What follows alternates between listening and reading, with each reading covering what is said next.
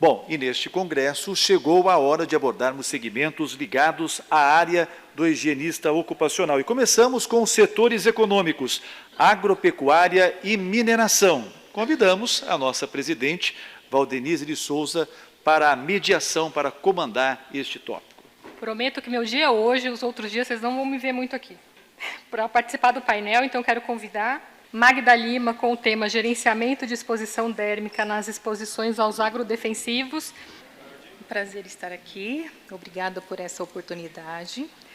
Lembrando que eu não sou higienista ocupacional, né? Eu sou uma profissional da saúde e hoje eu trago aqui informações da minha vivência, de como eu faço esse gerenciamento, não só nessa empresa atual, mas também nas outras grandes multinacionais que eu passei.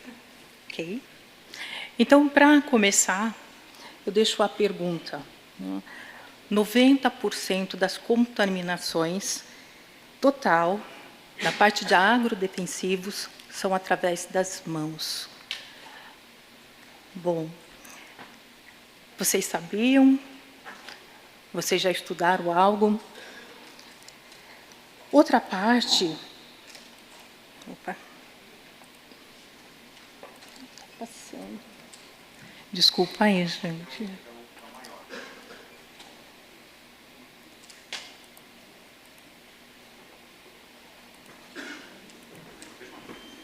Por favor. Será que esse vai? Será que vai? Deixa eu ver se esse vai. Ah, ok. Fatores que influenciam a absorção, tipo de produto, concentração, tempo de contato, integridade da pele e formulação. Riscos à saúde, efeitos locais como dermatites, irritações e também a parte sistêmica. Então, eu venho de uma equipe de saúde, né? Atuo no Brasil e também fora do Brasil. Nessa parte, nós temos todo um trabalho em conjunto. Como a apresentação há pouco foi dita que não fazemos nada sozinhos, sempre juntos. A parte de métodos de avaliação, ela tem que ser muito adequada. Existem alguns custos e outros não tão com custos. Um exemplo, quando eu falo de métodos qualitativos para a parte de gerenciamento, nós podemos fazer com a parte de observação, ou seja, checklist, a parte em loco, identificação de riscos, na parte prática, né, o dia a dia. Já para a parte de métodos quantitativos, nós utilizamos algo mais caro, né? E aí existe o investimento. Na ferramenta que nós utilizamos, ela também passa a parte de avaliação qualitativa. No entanto, essa parte dérmica nem sempre é citada. E por esse motivo que o cuidado em si, não só para a companhia que vocês trabalham, nós temos que ter a parte Brasil e fora do Brasil. E esses estudos, eles se correlacionam. Uma delas, NR1, né?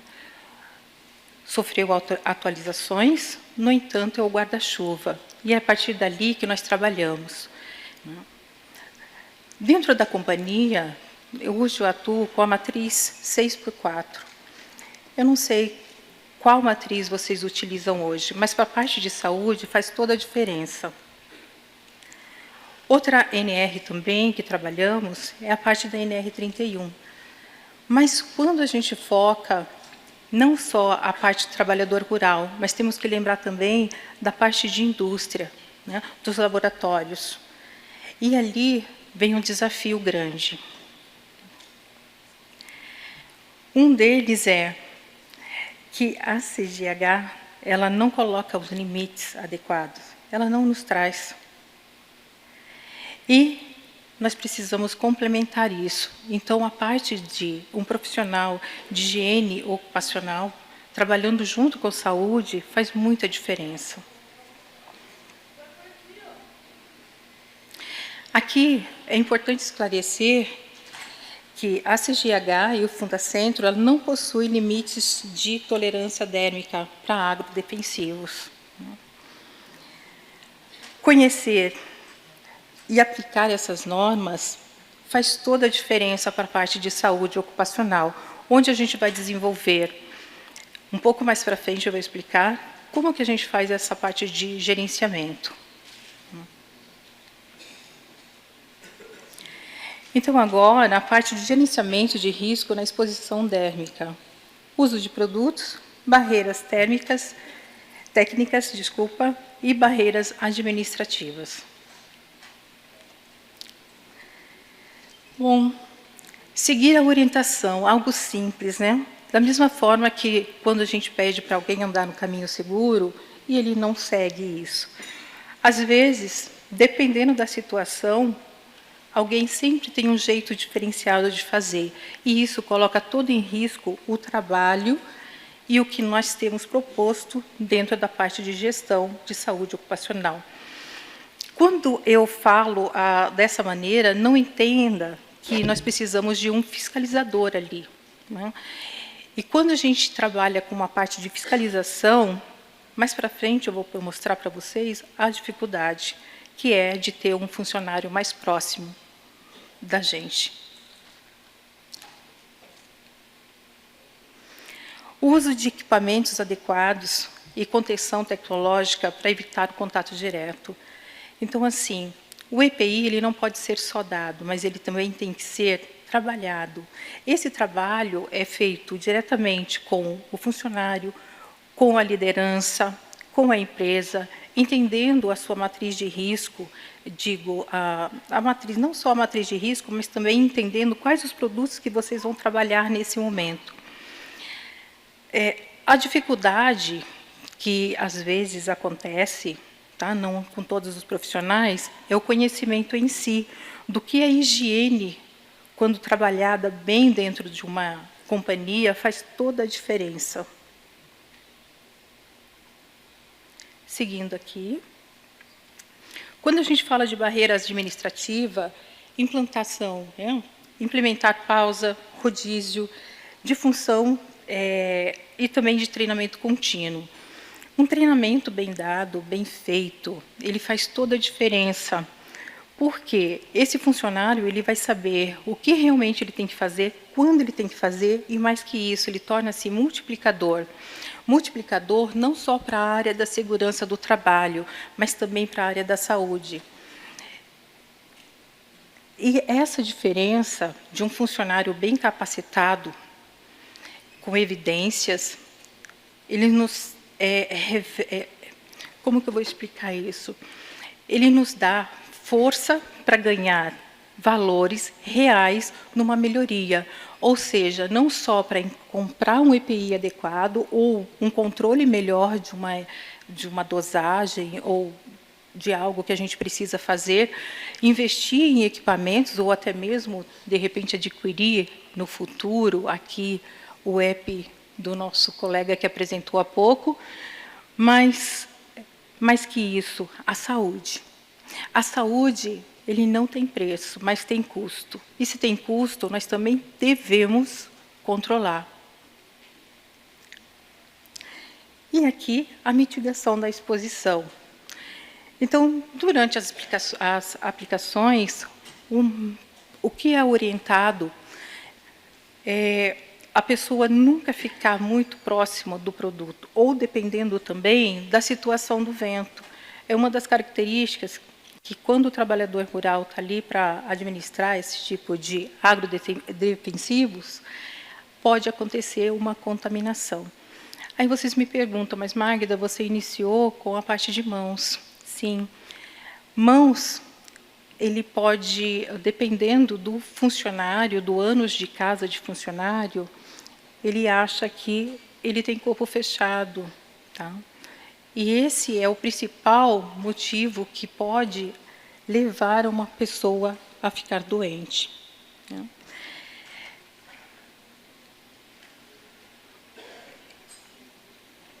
E aqui, para os casos de tratamentos de sementes, por exemplo, o emprego de misturadores, isso quando vai se preparar a calda, né? a pessoa ela tem que ficar num ambiente adequado. E ali entra também o outro passo, que é da falada leve, né? Então, a gente também cuida, além dessa parte de agrotóxicos, o tempo que a pessoa fica ali produzindo, toda a parte de higienização, toda a parte de cuidado, de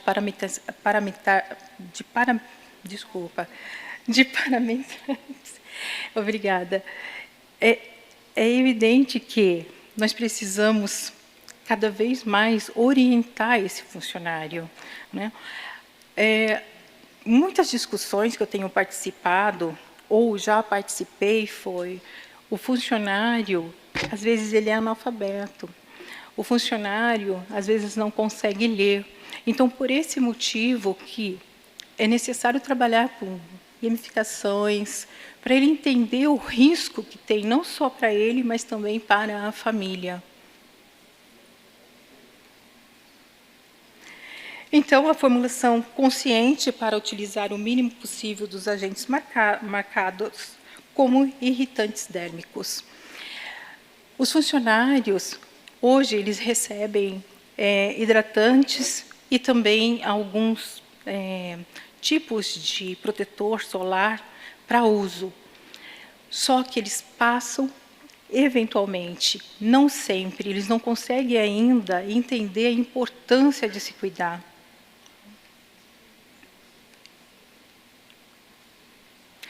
E o próprio posicionamento do trabalhador em ambas as atividades pode resultar ou extinguir a exposição dérmica. Ou seja, se é um funcionário que realmente entendeu por que ele está ali, qual o risco para a saúde, se ele domina, às vezes, uma JSA, um WRA, ou ele entende o produto que está ali e o que ele vai fazer, ele pode nos ajudar. Caso contrário, se ele der um jeitinho, se ele tentar arrumar a máquina, se ele tirar a luva por alguns minutos ou tocar diretamente no produto, isso também pode nos levar a um dano maior. E aqui, indicadores e práticas. Os indicadores biológicos, a saúde ela sempre inicia com a parte basal. Então, se nós não tivermos marcadores biológicos, principalmente aqui, como de colinestasterase, a gente não consegue ter essa parte basal. Hoje, eu trabalho de duas maneiras. A primeira, com a legislação brasileira, e uma outra mais restritiva, que é da companhia. Na legislação brasileira, ela pede a cada 6 meses para utilizar esses marcadores. E mesmo porque também nós temos toda a parte do e-social que exige, né?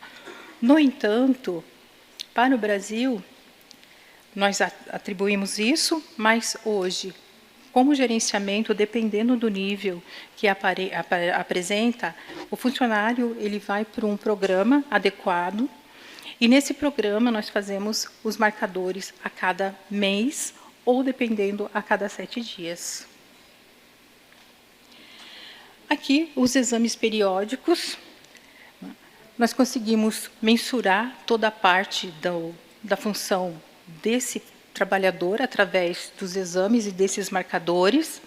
Conseguimos também fazer melhorias legais, nos programas legais que hoje nós temos dentro da companhia, e trazer um resultado real. Tá?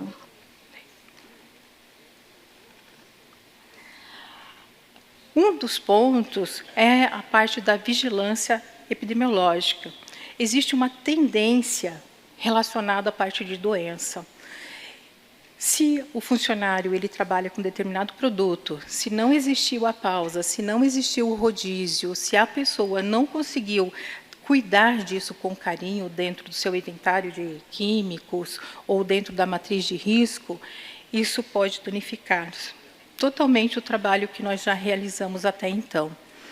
E a identificação desses padrões de doença, nós conseguimos melhorar. Lembra que eu comentei, a saúde não tem preço, mas tem custo.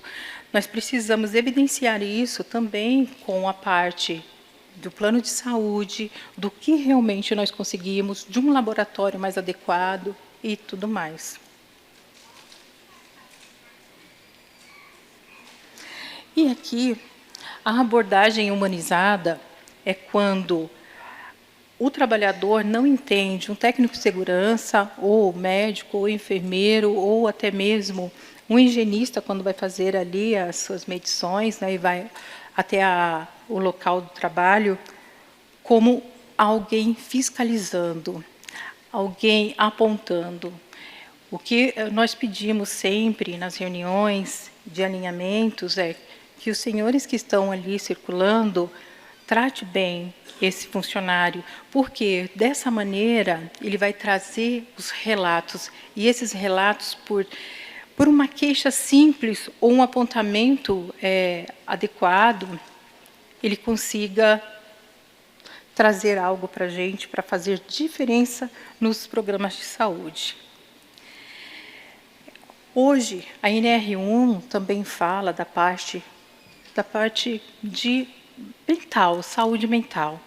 E um dos cuidados que nós temos que ter é criar um ambiente seguro, mas não só seguro para ele relatar também a parte mental, mas como também relatar que algo não está adequado. E não o profissional que está ouvindo ali, com essa ouvir de forma ativa e passiva, né, de certa maneira, tudo que ele relatar, nós precisamos dar atenção e trazer para uma reunião. Mas tudo, Magda, tudo faz a diferença. Acreditem. E aqui, o uso de corretos e limitações técnicas. Então, se nós dermos um conjunto, né, hidrorrepelente de corpo inteiro para o funcionário, ele não souber usar, ou deixar pendurado em algum lugar, ou tirar de forma inadequada, ou mais, se nós não cumprirmos essa exigência aqui dos reusos e das lavagens, não vai adiantar. Então, nós vamos ter uma Ferrari sendo utilizada como um carro básico, né? E também tem toda a parte das luvas, né? Por incrível que pareça, quando nós falamos de EPIs, a grande maioria de onde eu passei até então, sempre pensavam na NR6. A parte de EPI está tudo bem. E não, e o que acontece? A gente tem que buscar outros meios também. Então, a N374, ela coloca sobre a troca, como que essa luva tem que estar, e tudo isso é um gerenciamento. Se nós não cuidarmos dos detalhes, essa pessoa pode ficar doente, né? Aí nós estamos falando de derme, eu trago aqui a parte de PPR. Mas por quê? Porque quando a gente fala da parte facial, pele, nós vamos evitar também o contato. E mais que isso, nós vamos economizar com outros tipos de EPIs. Tá? Lembrando que nós estamos pensando em custo também. E o desconforto térmico e ajuste incorreto reduzem o uso. O funcionário ele é sempre resistente a usar o EPI. Se andar no caminho seguro já é difícil, imagine usar o EPI corretamente, né? Outra parte também, quando a permeabilidade do material não pode ser visível, é no caso das luvas, né? É no caso também da proteção. E a degradação por pH ácido dos hidrorrepelentes. Ou seja, existe uma vida útil e o que acontece? Acaba. O descarte inadequado também pode causar uma contaminação cruzada dentro das áreas. Então, a parte de boas práticas que acontecem é estabelecer um cronograma, né, mesmo que não haja sinalização para essa troca de EPIs. Aí vocês me perguntam, onde eu posso encontrar isso? O próprio fabricante, ele coloca dessa maneira, NR6 e todo o resto possível para evitar o dano a longo prazo. A higienização, então, parceiros, o que nós temos que cuidar hoje como gestão de saúde? Nós cuidamos também do contratos em si, do contrato com os prestadores, que vão realizar essa parte de higienização e das vestimentas conforme as lavagens. No entanto, o que tem acontecido, que muitas vezes, para economizar, o que poderia ser durante 3 dias para mandar para a higienização, às vezes fica armazenado em determinado local mais de 30 dias para ir para a lavagem. Outra boa prática seria os armários bicompartimentados. Então, a pessoa sabe onde ela deve colocar cada item do seu IPI, além dos pertences pessoais. E uma da parte super importante é em relação a esses trabalhadores rurais, que muitas vezes levava os EPIs para sua esposa lavar em casa. Então, isso não deve acontecer, jamais. Treinamento, sempre com orientações da lavagem das mãos, né? Sempre com a orientação de o que melhor fazer para a sua saúde. É cansativo, muitas vezes repetitivo, mas tem que acontecer. As normas, então, não só o cumprimento da NR 31, mas para a parte de reentradas e aplicações, mas deve-se ter um cronograma para que isso aconteça. Para a parte de gestantes e lactantes, também deve ter um programa específico para isso. E a equipe de trabalho, né? A equipe de trabalho, sempre trabalho com o higienista ocupacional. Então, sem vocês, esse trabalho todo aqui de gestão não faria sentido, né? Nós nunca saberíamos o que realmente, onde nós estamos e onde nós queremos chegar, se for de uma maneira sem ter um profissional na equipe. Bom, além dessas referências, foram usadas outras também. Eu vou deixar meu contato, tá? Aqui eu não abri muito, mas eu vou ficar disponível por telefone para um bate-papo, para um café, e fiquem à vontade para mandar um e-mail também. Tá bom? Obrigada.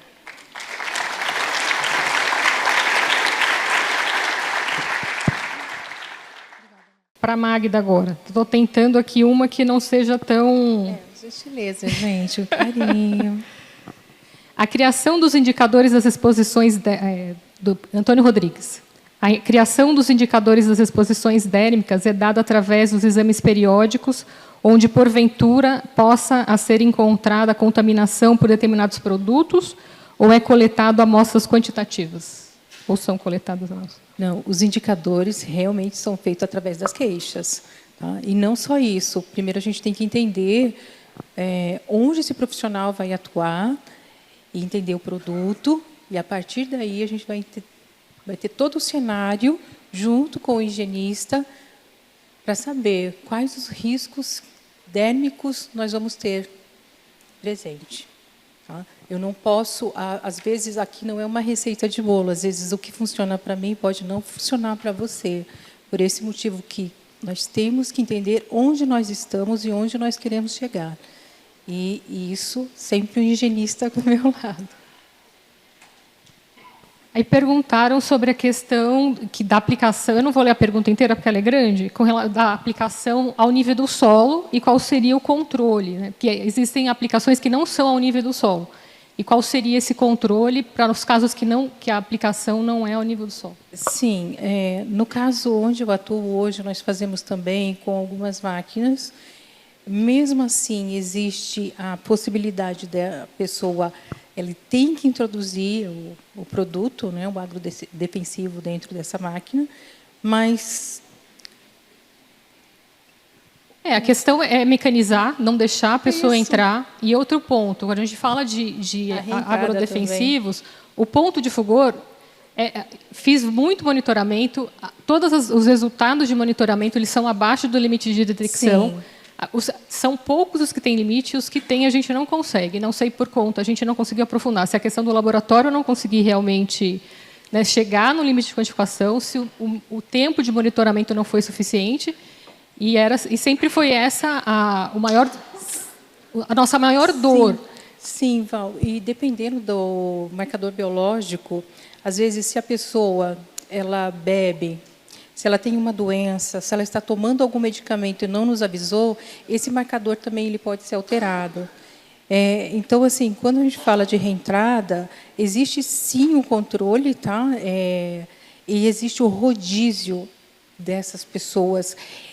E, infelizmente, nós não temos um aplicativo para isso. Acho que deveria também ter um aplicativo, porque nós fazemos em planilha hoje esse controle. Então, é bem assim, no palitinho mesmo. A pessoa entra, não entra, e tem que estar todo monitorado. Quem sabe uma deixa para os doutores aqui, os futuros doutores, né? De mais um aplicativo para a gente cuidar dessa parte de reentrada. E até foi uma solicitação, esse painel foi solicitação do ano passado, e o agro ele é muito desafiador nesse ponto.